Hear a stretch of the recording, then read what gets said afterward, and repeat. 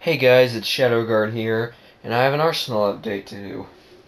I've got two different guns to show you guys, and talk about the various things that I've done to them. Alright, first let's start out with the Busby Range Master. Okay, now, in one of my other videos, I said that this was stupid, and I was wrong, for a reason though. When I first got this, it said to take the handle, pull this back, load your dart in, and then pump it forward 4 to 5 times. I did that. However, when I pulled the trigger, the dart barely came out of the gun. It basically just flopped out. I took this gun apart, which was very hard, by the way, because this is permanently glued in. So basically, unless you want to break the gun, you have to work with the top side, just have to pry it open as much as you can without breaking it. It's super annoying. So, as was taking this bolt out. But anyway, I worked on this for about an hour and couldn't find anything wrong with it, so I just assumed it had been the problem with the gun. However, I got another one, or one of my brothers has another one, and it worked fine. So I went back to look at mine, and it turned out that there was a piece of plastic that kept having the air release button slightly open, so it was not really getting any airflow. And I chipped that piece off, put the gun back together, and now the gun works pretty good. Okay? Now, I'm going to go ahead and assemble the full package that you get. You get a bipod, you get a barrel, which screws on like this, and then you get a very nice scope. I don't know if you can see that, but there's like an X, it's like a cross right there that looks really cool. And then this thing just slides on like that. Okay, so this is what the finished product looks like. This is what it looks like when you get out of the box. And what do I think of it? I think I thought a lot more highly of it than I did when I first got it. The plastic doesn't feel that cheap. You know how Busby guns plastic can kind of feel cheap at times? This doesn't feel that bad. It's not like the Jaguar where it didn't really feel cheap at all, but it still is not bad. Now, I do like the fact that they have this whole bolt on the side deal. I really like that. The thing that the problem with this gun is not only can you single fire, not only that's the only way to load. You can it's single shot. There's no clips or anything. You load a single dart in, shut it, and then if that's not bad enough, you have to pump it up 5 times. Okay, that's not ideal for a Nerf war. Okay, and if it went like super long ranges where you could actually, maybe you were holding down a position, for example, it might not be that bad. But the problem is that it just does not get that good of range. 40 feet, maybe 50 at an angle, and that's not bad at all for a Busby gun. Actually, it's probably more like 30 or 40, but anyway. Even that's not bad for a Busby gun. And this thing's only like $16, so that's not, that's a pretty good price tag for this. And, if all else fails, you have a really cool scope, which I will probably end up mounting on a Nerf rail eventually, because the scope is really nice. And then, you also have a bipod, which isn't half bad. You could take this and mount this onto a Nerf attachment. And then you also have the barrel. And you could always scrap the air container in here and try and do something with it. It's whatever best suits you. So, once again, I can't recommend this as something to buy, just because it's not that effective. It's just not an effective gun if you want to use this for anything, any serious Nerf wars or your HVZ or anything like that. It's just not going to work. Alright, so that's pretty much all I have to say about the Busby Rangemaster. You know, it's like all Busby guns, it has a good thing going for it, but it just, the execution is just not that good.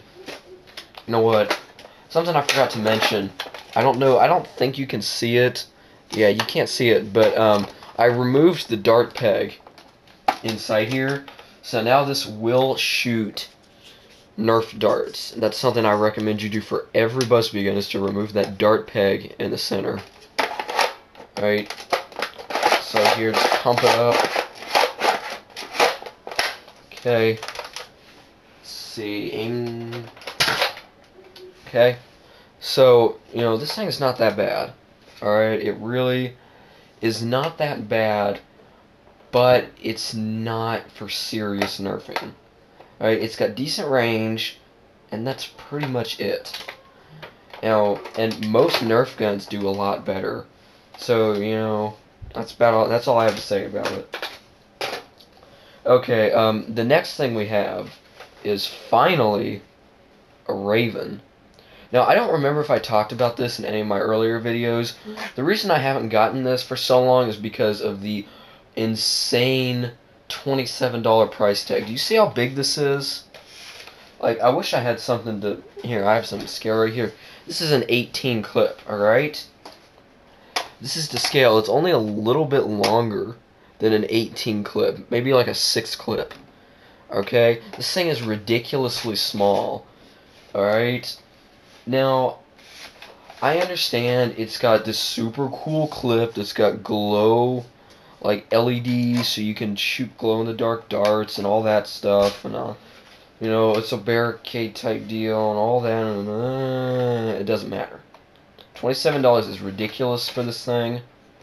It's a good gun, but it's not really worth that unless you're going to really seriously use it a bunch. Problem I have with most guns like this, you know, barricade, this, and other flywheel-based guns, is that the motor's constantly on, and especially with this one, that you have to rev it up. It's kind of annoying for me. Now, I do know that you can just rewire it and put a switch in it, so where you don't have to do that. However, for me, personally, I don't know how to solder, and, you know, I don't know circuitry or anything like that. So I came up with an alternative solution for the gun's many electric locks. There's like 3 of them. Yeah, there's 3 different electric locks in this gun. Now I'm going to switch to a new segment, and that is going to show you what I've done to basically mod this gun. Alright guys, so you can kind of see here what I've been doing as far as these internals go. Now, what I've started off with is removing all of the manual locks, which are the physical ones, like this and this. Anyway, there's one right here. It's under the trigger and under this little plate right there, and that one I actually still have in there. The reason for that is that you can see that I've cemented these switches in epoxy putty. First off, what I started was to take some E-tape and then just wrap the switch in the closed position, and then just smother it in epoxy putty. Like, here's the other one. And that way, the switches are always on, and you don't have to worry about those slipping. Now, like, with this one, you can't really do that because I want to be able to turn the blaster on and off, or at least have one switch. So basically what I've done is turn this into a one switch rev up trigger, right? Because you have your trigger to rev it up right here, but these other two AFDs, these electronic locks, prevent you from doing that when A, the jam door is open, and B, when there's no clip in.